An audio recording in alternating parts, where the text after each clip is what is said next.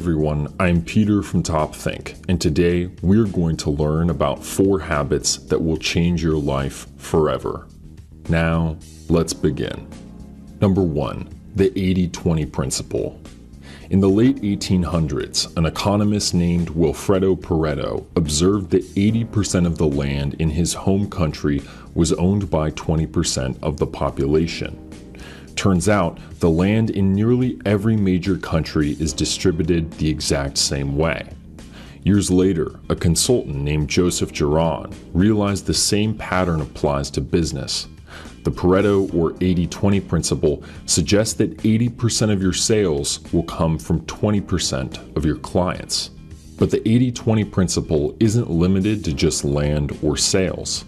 In athletics, 20% of your exercises will yield 80% of your gains. In customer service, 20% of your customers will make up 80% of your complaints. Even in programming, fixing the top 20% of bugs will resolve 80% of the user's issues. Over the years, all sorts of mathematical evidence has come out in support of the 80-20 principle. Something called power law can even predict everything from the frequency of last names to the size of craters on the moon. But how can the 80-20 principle affect your life? Well, as you might have guessed, the principle applies to work and success too. 80% of your success will come from 20% of your work. This means we waste the vast majority of our time. According to the Harvard Business Review, almost everything we do is unimportant. We spend 80% of our time distracted or inattentive. We're led astray by our environments. We're sidetracked by technology. Even when we are working, only a small percentage is actually worth our time.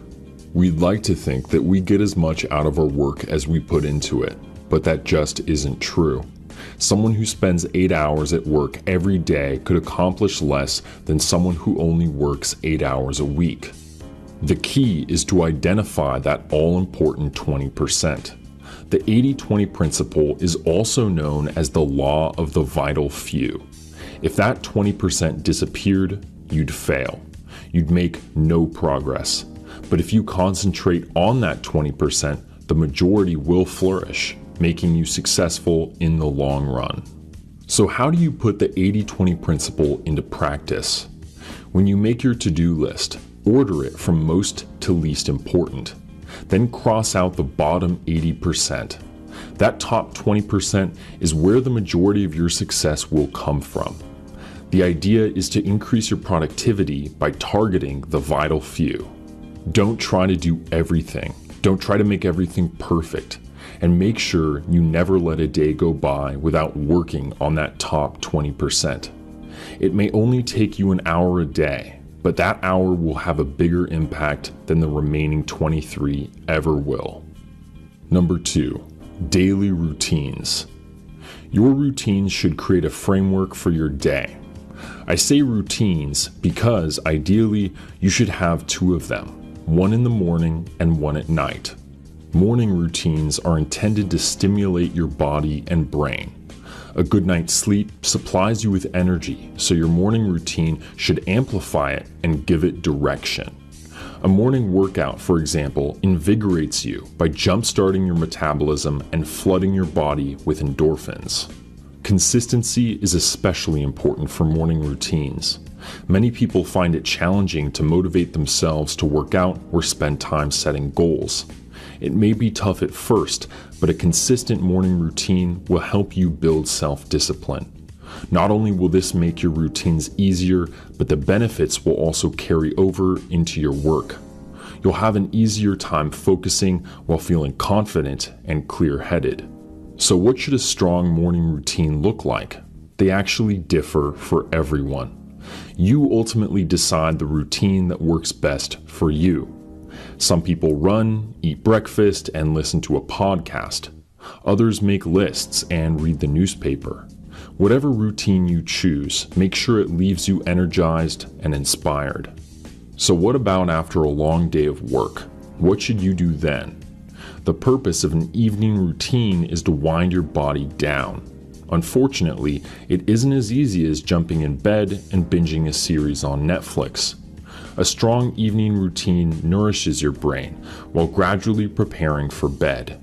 You can use this time to plan the next day, reflect, or do something fun.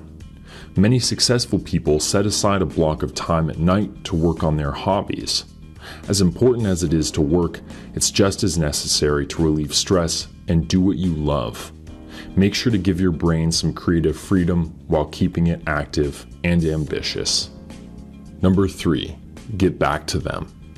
Imagine you're having a busy week at work when a coworker asks you for a favor. Your boss passed them a huge assignment, so they're wondering if you can share the load. This means hours of extra work, but you aren't sure if you have the time or energy to handle anything more. So what do you tell them? There are several ways to navigate this situation, many of which leave you in a rough spot. Maybe you're the kind of person who'll jump at the opportunity. Whether you like helping people or feel too guilty to say no, you commit to something you can't handle. It always feels satisfying and rewarding in the moment. Watching them smile or pay you compliments eases that initial batch of anxiety, but you soon find yourself overwhelmed. The quality of your work starts to suffer. You've piled on an extra helping of stress, and it won't go down easy. Maybe saying yes isn't your problem. Let's say you turn your coworker down instead. You're already worried about your current work and don't want to risk overburdening yourself. You might even be scared of the extra pressure. This project could potentially be a giant step forward in your career, which can be intimidating. So naturally, you run away. Now, you have to watch as your coworker aces the assignment and gets that promotion you were hoping for. So if saying yes is reckless and saying no is cowardly, what do? Well, the mistake here isn't the actual decision, it's how quickly you made it.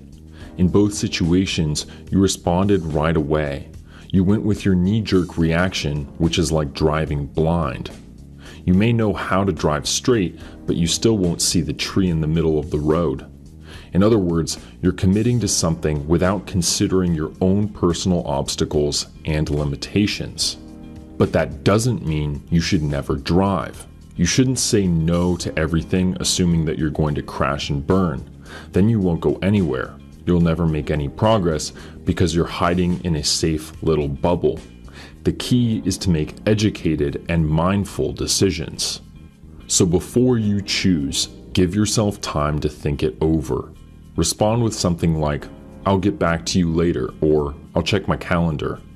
This buys you time to formulate a plan. Does the extra work fit into your schedule? Do you want that additional stress in your life? What new avenues could this opportunity open up for you? You might feel differently about the entire situation after contemplating for as little as 15 minutes. The emotional weight of the decision will subside. This will give you a clearer idea of what to do. In the end, you won't want things like guilt or fear making choices for you. And the best part is, you'll never offend anyone by taking time to think. You'll communicate that you value your own time while showing that you're taking their decision seriously. Even if you turn them down, a thorough no is always better than a half-hearted yes. Number 4, practice gratitude. Many people aren't aware of how often they complain. They don't realize how much time they waste mulling over situations that don't go their way. To make matters worse, they rarely take action. They'll complain about the same issue for weeks without making any effort to fix it. To be fair, it may not be your fault. It might be completely out of your control. But when you complain, you're only hurting yourself. Complaints trap you in a web of negativity. You become so focused on all the bad things that you don't pay attention to the good ones. This negative outlook can ruin your chances at accomplishing your goals because you've decided the world won't let you. When you're pursuing success, complaints are essentially excuses. They're just reasons why you aren't where you think you should be. Instead of complaining, learn to practice gratitude. Find ways to be hopeful and inspired instead of angry. Focus on the constructive parts of your life to nurture a positive perspective. This will keep you feeling happy and motivated. That way, when things don't go your way, you won't give up. When you fail, you'll try again. But how do you practice gratitude? It's actually pretty simple. Pay attention to the good in the world around you, no matter how small. It could be anything from your dog to the weather outside, as long as you enjoy it.